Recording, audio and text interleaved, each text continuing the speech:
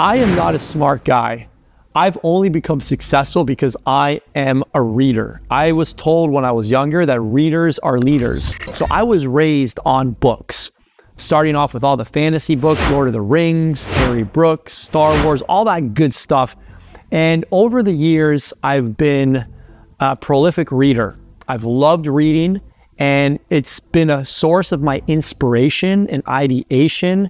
And it's always inspired me to create and share my work with the world. I want to share 15 incredible books with you in different categories that you need to read that will change your life. So these are in context to building your business, improving your mindset, getting to know you more, as well as improving your finances and relationships, most importantly. You'll probably get a feel for what's been most important to me after I give you this list. Let's dive in no particular order. Number one is the story of you. This is all built on figuring out what your Enneagram number is. And this book was so spot on with who I am. If you couldn't guess, I'm an achiever. And my shadow side is finding my identity in my achievement. Now there's multiple types. And when you understand what your type is, you're going to be able to relate to yourself better, identify your strengths, weaknesses, and what the highest version of you would look like and feel like. And you're going to be able to spot it in others as well, so you can relate to people better. This book is probably one of the best, personality type books in a really easy to read format and apply format. Number two is What Radical Husbands Do. I wish I discovered this book before my separation. I did read it immediately after. It's the number one book that was recommended to me. And it's really how to win your wife's heart and to keep her heart. And it's very practical, no nonsense. Do this, don't do this advice. The author doesn't identify himself as a Christian, but at the end, he does contribute everything that he did to biblical principles. Whatever your faith walk, this book is absolutely essential, and I wish I had read it sooner. Number three is a brand new book from Pastor Stephen Furtick called Do the New You, and it's installing the 6 mindsets to become the version of you that God's called you to be. And I don't know about you, but have you ever had a day where you just caught a glimpse of holy cow, I just had an incredible day. That was the highest version of me. I want to feel that. I want to be that. I want to do that all the time.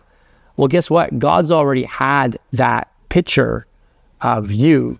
And this whole book talks about the mindsets that we need to embrace in order to live out that version of you authentically all the time, and not to be chasing it, but to be in it all the time. And this, I've gifted this book to so many people. Whatever your faith, this book is so good. And you got to listen to it on Audible because he's pretty much preaching through the whole book. And if you like Pastor Stephen Furtick, if you like that high energy, this Audible book is outstanding. It is so good. Next is David Goggins' book, Can't Hurt Me. This book was probably by far one of the most raw books, most powerful books ever when it comes to mindset. I've never read anything like this. If you haven't read David Goggins' book, Can't Hurt Me, it's mind-blowing, and it will really help you test the limits of what you believe is possible and crash through that glass ceiling. Number 5 is a business book called 5 Dysfunctions of a Great Team by Patrick Lencioni.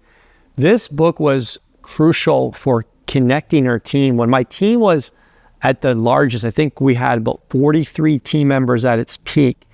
This book really helped connect us. The big takeaway here in this book was all about how tension and conflict creates connection. Being a guy that grew up in a home, always try to avoid conflict. You never wanted to disagree, always kind of was a pleasable person, wanted to always be agreeable. This book gave me a whole new perspective on the value of conflict. Number 6, The Gap in the Game by Dan Sullivan. This book you'll reread multiple times. If you struggle with comparison syndrome and always looking into the horizon, which you can't touch, by the way, right? Always feel like I'm so far behind. If only I was there, then I'd be happy.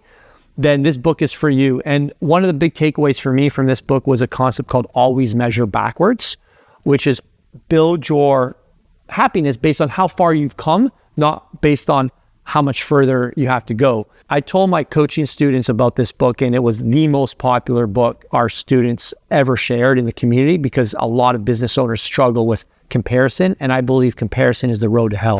Number 7 is also by Dan Sullivan. This actually came before The Gap in the Gain, and it's called Who, Not How. And this really shifts you from being a solopreneur into a CEO. It helps you to think about who do I need to hire versus what do I need to do, which puts a lot of pressure on one person to figure everything out. And this was the book that really gave me permission to go hire people smarter than me. This is how you build a company. You get people who are smarter than you, and this is a skill set to think who can help do this versus what do I need to do. Number 8, you've probably heard of. If you're a fan of Alex Hormozi, I'm betting you already have this book, $100 million Offers.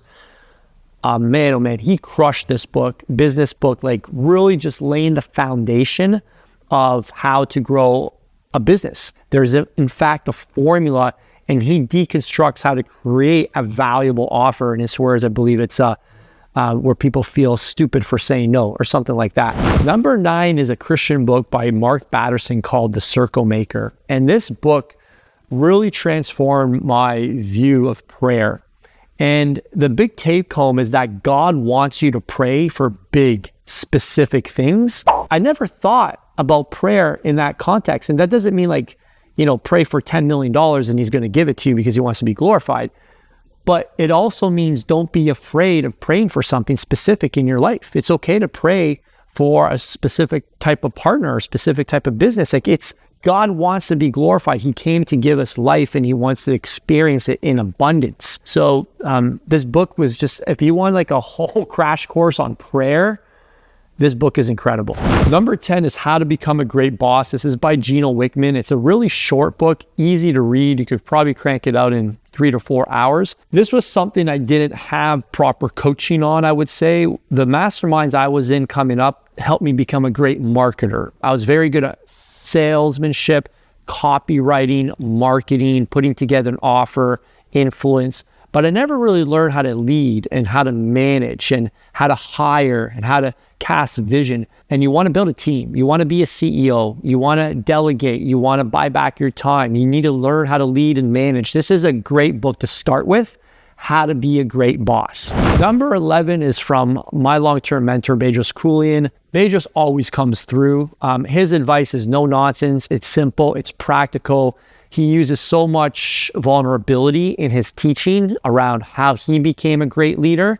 And, he really has that classic from immigrant to, success story. If you're looking to become a better leader, not just in your business, but leading yourself, this is one of the best leadership books. And it's so super simple. Number 12 is called Never Lose Another Customer Again. This is essentially the Bible on customer retention, keeping happy clients, keeping people in your program, not letting people leave, not bleeding customers. It's by Joy Coleman. I've actually had him on my podcast. Outstanding book. And he dives deep into the entire psychology around how people think about purchasing and when they're actually happy with their purchase. And one of the biggest takeaways for me was that people aren't actually happy until they experience the result that they were promised. The process of fulfilling on your customer journey is so essential. And it sounds easy, but he's broken everything down into a formula, into a science, and a step-by-step process. Number 13, I want to get you the whole title on this one. It's called The Coddling of the American Mind, How Good Intentions and Bad Ideas Are Setting Up a Generation for Failure. This book explains why society is so freaking soft right now. If you haven't noticed, we live in a society where we trust our feelings too much. We avoid pain. We avoid discomfort. We need to be right.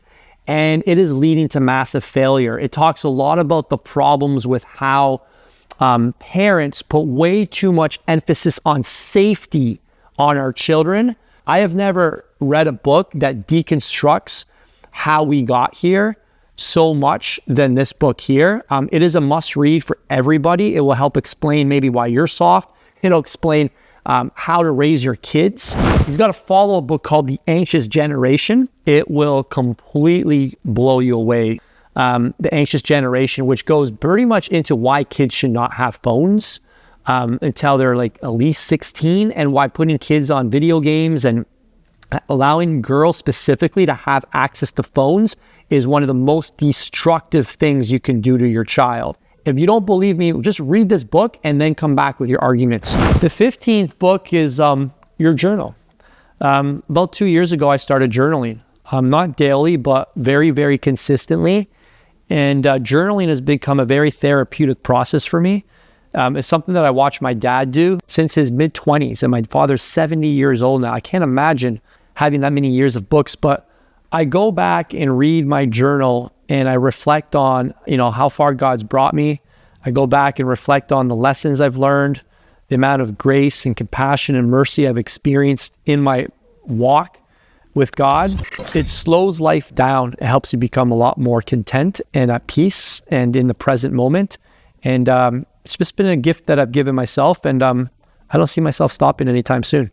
I've always been fascinated by how popular these videos are on book lists. I've made a number of them, so if you're interested in other book recommendations I've made, I will link them somewhere on the screen or in the description below. Fabian, thank you for the idea of coming up with an updated book list. I would love to hear from you. What books would you recommend Vinny read, or what book would you recommend the other viewers check out in the list below that I might have left out that you would love to tell others about? Let's form a cool list below. And don't forget, until next time, level up or level off.